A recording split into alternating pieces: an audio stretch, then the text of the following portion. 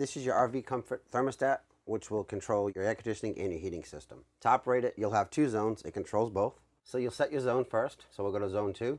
Hit your systems, which will take it to cool or your gas heat. This coach has 2 furnaces, so you'll have a front and rear zone also for your heating. So you'll set it on cool because it's hot. Then you go to mode, which will change your fan speed. So it'll be auto, low, high, or off. So we'll put it on auto. Now once that's done, before you move on to zone number 2, you want to wait.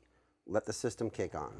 You don't want to go to zone number 1 before the system actually starts to work. Because if you go over to zone 1 right away and start doing the functions, this thermostat could freeze. And if it does freeze, what's going to happen is you'll have to turn around, disconnect your coach, shut your battery power down. So let it just go completely power off for like a minute or 2 to reset this system like a reboot. Then once that's on, you can plug everything back in and come back out and try it.